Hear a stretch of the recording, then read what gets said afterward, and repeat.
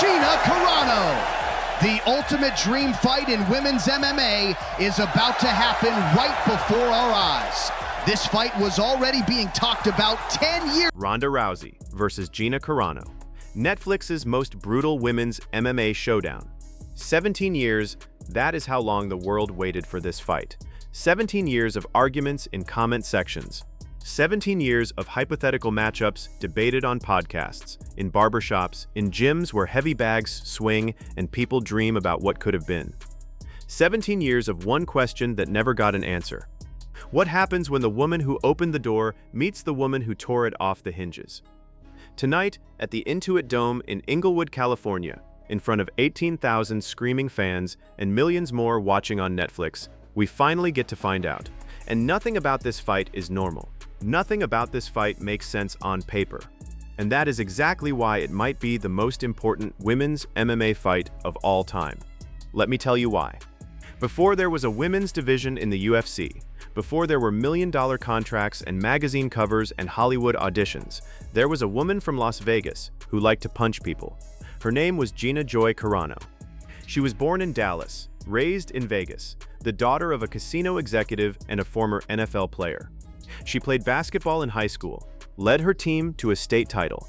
She studied psychology in college. She was, by every conventional measure, a normal young woman with a normal future. And then she fell in love with violence. It started with Muay Thai. Her boyfriend at the time, Kevin Ross, was a professional Muay Thai fighter, and he introduced her to the sport. She compiled a record of 12 wins and 1 loss in kickboxing. She was devastating with her hands, powerful, technical, mean in the best possible way. And when someone offered her the chance to fight in a cage instead of a ring, she didn't hesitate. Her first professional MMA fight was in 2006 for World Extreme Fighting in Las Vegas. She won in 38 seconds. It was the first ever sanctioned women's MMA bout in the state of Nevada. Think about that, the very first. And Gina Carano was standing in the middle of it. From there, she became a wrecking ball. She fought for Elite XC, one of the biggest MMA promotions at the time. She submitted Tanya Evinger by rear naked choke. She outworked Caitlin Young. She destroyed Kelly Cobold. She fought on CBS, on network television, and millions of Americans watched a woman fight inside a cage for the first time in their lives. She didn't just win fights. She changed what people thought was possible. They called her the face of women's MMA. She hated that title, but titles don't care whether you accept them. She was the face. She was the proof that female Ronda Rousey or Gina ratings, sell tickets, I'm going to go with Ronda just because Ronda's been active in the sport. You know, what is it going to be like when Gina Carano gets punched in the face? When's the last time she got punched in the face? Like, there's a difference when you, 17 years away from the sport, that's 17 years. 17 years. That's a very long time. I mean, I retired, and it feels like a long time ago. Yeah. Last time that I watched Gina Carano was against Cyborg, right? Long time ago. I don't even remember her style. And Ronda Rousey at one point was the name of women's MMA before she lost, right, to Holly Holm. So it's an interesting fight. I think probably Ronda has the edge. August 15th, 2009, Strikeforce, San Jose, California. A women's MMA fight was headlining a major event for the first time in history, Carano versus Cyborg for the inaugural Strikeforce Women's Middleweight Championship. It was supposed to be Carano's coronation. Instead, it was her crucifixion. Cyborg overwhelmed her with pressure and brutal striking. The referee stopped it at 4 minutes and 59 seconds of the first round. 1 second before the bell, Carano's undefeated record was gone, and so was she. She walked away from MMA at 27 years old. She walked into Hollywood. She starred in Haywire, directed by Steven Soderbergh. She appeared in Fast and Furious 6 alongside Vin Diesel. She played Angel Dust in Deadpool. She became Cara Dune in The Mandalorian, one of the most popular shows on the planet. She built a second career, a second identity, a second life that had nothing to do with cages and 4-ounce gloves. But the cage was always there, waiting, patient, and the question was always there too. What if Gina Carano had never stopped fighting? Now, let me tell you about the other woman, the one who answered that question for herself before anyone else could ask it. Ronda Jean Rousey was born on February 4th, 1987, in Riverside, California. For the first 6 years of her life, she couldn't form a complete sentence. She had apraxia, a neurological speech disorder caused by being born with the umbilical cord wrapped around her neck. Her family moved to North Dakota so she could get intensive speech therapy. She was a quiet kid in a loud world, but she found her voice in judo. Her mother, Anne Maria DeMars, was the first American to win a World Judo Championship. Rousey started training with her at 11 years old. At 13, she accidentally broke her mother's wrist during practice. That's the kind of power she carried, even as a child. By the time she was 21, she had won a bronze medal at the 2008 Beijing Olympics, the first American woman to ever medal in Olympic judo. But Olympic medals don't pay the bills, and Rousey didn't want to spend her life behind a desk. So in March of 2011, she walked into a King of the Cage event in Tarzana, California, and made her professional MMA debut against Ediane Gomes. She finished her by armbar in less than 60 seconds. That was the beginning. Box against good strikers, but she can strike against people that can't strike, and she can armbar pretty much anybody. So I'm leaning towards Ronda Rousey. I think she's gonna get a finish. I think she's gonna get a armbar, and I think it's gonna be cool. Gina hasn't fought forever, but it's not like you don't know how to fight. Right. You got to just knock the rust off. Right. So, I just seen that. I don't know. I seen on Instagram my buddy Chris Brennan, who was on Yeah. we had a great talk. Yeah. I seen him working with Gina Carano. Oh, is he? Okay. So stuff like that. What followed was perhaps the most terrifying run of dominance in MMA history. Not men's history, not women's history, MMA history, period. Rousey won her next 3 fights by armbar, all in the first round. She signed with Strikeforce and challenged Miesha Tate for the bantamweight title. Tate became the first woman to survive past the first minute against Rousey. She still lost by armbar. Her elbow bent sideways in a direction elbows are not supposed to bend. And then Dana White, the president of the UFC, a man who had publicly stated that women would never fight in his promotion, looked at Ronda Rousey and saw the future. He changed his mind. He created a women's division. He made Rousey the inaugural UFC Women's Bantamweight Champion. And at UFC 157, on February 23, 2013, Rousey headlined the first women's fight in UFC history, submitting Liz Carmouche in the first round. From there, Rousey became something more than a fighter. She became a phenomenon. She destroyed Sarah McMahon in 66 seconds. She knocked out Alexis Davis in 16 seconds. She submitted Kat Zingano in 14 seconds, the fastest finish in UFC title fight history. 14 seconds. You can't microwave a burrito in 14 seconds, but Ronda Rousey can end your entire career in that time. She was on every talk show. She was on every magazine cover. She was in movies alongside Sylvester Stallone and Jason Statham. She was the most famous female athlete on the planet. And for a brief, beautiful, violent window of time, she might have been the most famous athlete, period. 12 wins, 0 losses, 9 armbars. An aura of invincibility that seemed impossible to crack. Then Holly Holm threw a kick. November 15, 2015, UFC 193, Melbourne, Australia. 56,000 people in the stadium, the whole world watching. Rousey was a massive favorite. Holm was a former boxing champion that the experts gave almost no chance. But Holm had a plan. She stayed at distance, she jabbed, she moved. And in the second round, she threw a left head kick that connected with the side of Rousey's face like a baseball bat hitting a watermelon. Rousey collapsed. The referee stopped it, and the myth of invincibility shattered into a million pieces on the canvas of Etihad Stadium. Rousey disappeared. She later said she contemplated ending her life after that loss. She said she didn't know who she was without fighting. She said the person who walked into that cage was not the person who crawled out. When she returned 13 months later at UFC 207 against Amanda Nunes, it lasted 48 seconds. Nunes swarmed her with punches. Rousey's hands were down, her movement was gone, her confidence was gone. The referee stopped it, and Ronda Rousey walked out of the octagon for what everyone assumed was the last time. She went to WWE. She became a 3-time women's champion. She became a mother. She built a life on a farm. She found peace, or at least something close to it. And for 9 years, the cage sat empty. Until February 17, 2026. The announcement hit like an earthquake. Ronda Rousey was coming back to MMA. Her opponent, Gina Carano. The fight that was supposed to happen in 2014. The fight that Dana White tried to make. The fight that Rousey herself said was planned for December of that year. The fight that fell apart for reasons nobody fully understood. Over and over, this fight was teased, discussed, negotiated, and abandoned. It became the biggest what-if in women's combat sports. And now, under Jake Paul's most valuable promotions banner, streaming live on Netflix to a global audience of potentially hundreds of millions, the what-if has become a reality. But let me be clear about something. This is not a fairy tale. This is not two young warriors in their prime meeting at the height of their powers. This is something more complicated than that. Something more honest, something more brutal, in ways that have nothing to do with punching. Ronda Rousey's far more trained, but Ronda Rousey's smaller.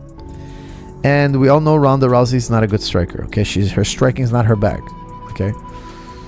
Can Carano stop the takedown? And if she does get taken down, I'm assuming she'll get taken down here and there. Can she scramble back up to her feet? If so, she could beat Ronda. Now we have a good fight. One is more trained, the other one's bigger and stronger and seems to be able to defend the ground. What kind of shape are these girls in? I have no idea, but I would assume Ronda's been training around the clock. Ronda takes this stuff more seriously. Gina, she doesn't need to fight, but maybe she's just training. Guys, Ronda's trained at the Olympic level. She knows how to train with her heart and soul. She knows how to put everything into a training camp. I don't think Gina ever hit those levels of training camp. I don't think so. Okay, so it's going to be an interesting fight. We're all going to tune in. Everybody's going to complain about it. I'm not complaining about it. I want to watch the fight. I'm telling you guys. I want to watch the fight because I don't know who's going to win. And I'm intrigued to see what kind of shape and prep they're going to go through. What are they going to look like? I'm excited for them to have this opportunity to cash out and put on a show. Neither one's going to take it easy on the other. I know that. Ronda Rousey is 39 years old. She has not competed in professional MMA in nearly a decade. The last two images the world has of her inside a cage are her face getting kicked off her body by Holly Holm and her face getting punched repeatedly by Amanda Nunes.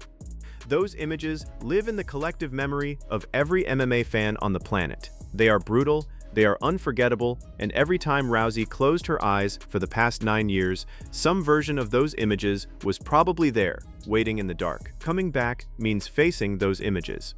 Coming back means walking past them. Coming back means telling the world, and more importantly, telling yourself that the last chapter was not the final chapter. And then there is Gina Carano, 44 years old, 17 years since her last fight. She has been through her own version of hell in the years since she left the cage. She was fired from The Mandalorian in 2021 over social media posts. She sued Disney for wrongful termination. She battled depression. She struggled with her weight and her health. She admitted publicly that at her lowest point, she weighed over 240 pounds. She was pre-diabetic. She had trouble walking.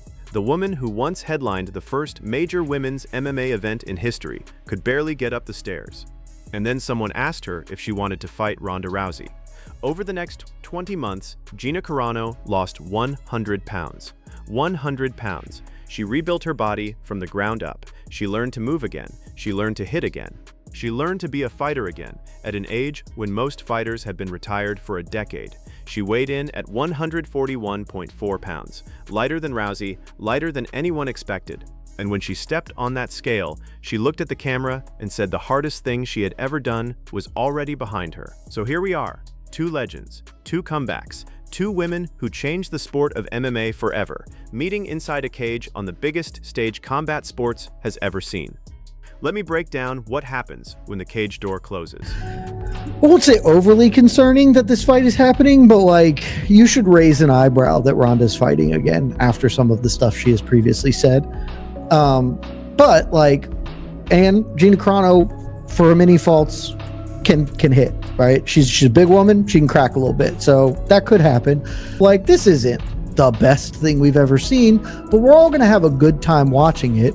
And in the end, you know, Ronda will win and maybe she'll fight again. And that will be cool. Like, that will be a interesting thing to have happening in the sport right now. I think not enough people are saying about this particular matchup is there's nothing really to lose for both of them, in the sense that it's not like they've got 10 more years of fighting left. So you could almost kind of go for broke here, right? You're not trying to build a career here. This is your chance to right a wrong if you're both of them, because they both left on losses. And I feel Ronda Rousey is a grappler. That has always been true, and it will always be true. Her Olympic judo makes her one of the most dangerous clinch fighters in MMA history. Her hip throws are world-class. Her ability to close distance, grab a body, and put it on the ground is something that has been refined over decades of elite competition. And once you are on the ground with Ronda Rousey, the armbar is coming. It is always coming. It came for Miesha Tate. It came for Sarah McMahon. It came for Kat Zingano. It came for 11 of her 12 victories. The armbar does not age. The armbar does not rust. The armbar is a universal constant, like gravity or taxes. But Rousey's weaknesses are well documented. Her striking was never elite. She was wild with her hands. She loaded up on her punches. She dropped her guard when she threw. Against fighters who could keep her at range and counter with precision, she was vulnerable. Holly Holm proved it. Amanda Nunes confirmed it. The question tonight is whether 10 years away from the sport have changed that equation, or whether the same problems that ended her career are still lurking underneath the surface. Gina Carano is a striker, born and bred, Muay Thai roots, heavy hands, natural power. In her prime, she was one of the most dangerous female strikers on the planet. She threw with bad intentions, she combinations flowed. She had a chin that could absorb punishment and a heart that refused to quit. Her style is exciting, violent, and made for television. There is a reason CBS put her fights on network TV. She is appointment viewing, but Carano's ground game was always her Achilles heel. She was never a high-level grappler. Against Chris Cyborg, she was overwhelmed by pressure. Against a judo Olympian with the most lethal armbar in women's MMA history, the ground is the last place Carano wants to be. If Rousey gets her hands on Carano, if she gets inside that striking range and locks up the clinch, if she gets those hips underneath her and executes a throw, this fight could end in seconds. We have seen Rousey do it faster than you can read this sentence. But here is what makes this fight truly dangerous for Rousey. Carano is bigger. She is naturally a larger woman. She competed at 145 pounds in her prime. She has knockout power. And if she can keep this fight standing, if she can use her reach and her striking to keep Rousey at the end of her punches, if she can crack Rousey with the same kind of shots that Holly Holm landed, we could see a finish that nobody predicted. The intangibles matter too. Rousey has not been hit hard in nearly a decade. The last time she felt serious leather on her face, she froze. She shut down. That is not a criticism. It is a documented, observable fact. The psychological scars of those losses are as real as any broken bone. Can Rousey take a punch tonight? Can she eat a shot and keep coming? Or will the first clean strike from Carano send her back to that dark place she has spent 9 years trying to escape? And Carano, she is 44 years old, coming off a 17-year layoff. Her body has been through a transformation that would be remarkable for anyone, let alone someone preparing to fight one of the greatest female martial artists in history. Can her reflexes hold up? Can her cardio survive 3 rounds, or potentially 5? Can the muscle memory from a career that ended in 2009 carry her through a fight in 2026? Fat for it. Real fat. So that fight, I mean, people are like, whoa, it's like, it's not that sick of a fight. It's a one-sided fight. This is gonna be a pretty one-sided fight because Gina Carano hasn't stepped in the cage since 2009. I really want to win. Like, I really want to win. But you know, like everything I've been through, I've gotten in shape and everything. Sitting here is a victory. I get a victory every single day. Walking out to that cage is going to be a victory. Having that first punch is going to be a victory. You know, every little victory. But no, I'm. Nobody knows. That is the truth. Nobody knows what is going to happen when the referee says fight, and these two women finally, after all these years, put their hands up and start moving toward each other. And that is exactly what makes this the most compelling fight Netflix has ever broadcast. This is not about athletic perfection. This is not about pound-for-pound rankings or title implications or the next step on some predetermined career ladder. This is about two human beings who gave everything to a sport that took everything from them, stepping back into the fire one more time because the story was never finished. Gina Carano was the pioneer. She fought when no one was watching. She fought when women's MMA was a sideshow, a curiosity, a thing that serious sports fans dismissed as a gimmick. She fought on network television and proved that millions of people wanted to watch women compete at the highest level. She opened the door, and then she walked away before she could see what was on the other side. Ronda Rousey was the revolution. She didn't just walk through the door Carano opened. She kicked it down. She forced the UFC to create a women's division. She became the biggest star in the sport. She made women's MMA a billion-dollar industry. She inspired a generation of female fighters who are now headlining pay-per-views and signing million-dollar contracts. Without Gina Carano, there is no Ronda Rousey. Without Ronda Rousey, women's MMA does not become what it is today. They are linked forever. Two halves of the same revolution, two chapters in the same story. And tonight, for the first time, they share the same cage. The Intuit Dome is buzzing. 18,000 people on their feet.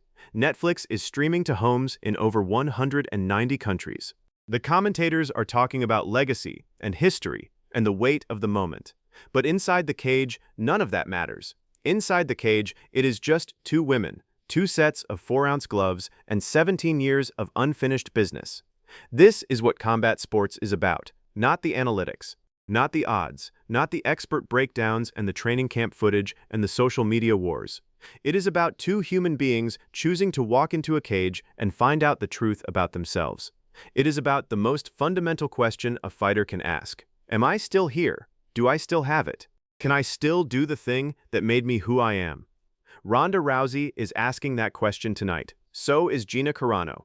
And whoever wins, whoever loses, the answer will echo through the history of women's MMA for as long as the sport exists. The cage door is closing. The lights are coming down. The crowd is roaring. And somewhere in the back of the arena, two women are wrapping their hands, taping their wrists, staring at the floor, breathing deep, and preparing to do the bravest thing either of them has done in years. Walk forward. Raise your hands. Fight. This is Rousey versus Carano. Netflix's most brutal women's MMA showdown. The fight that refused to die. The story that demanded a final chapter. And tonight, the chapter gets written in blood and sweat and glory, under the lights of the Intuit Dome, in front of the entire world. This is not just a fight. This is forever.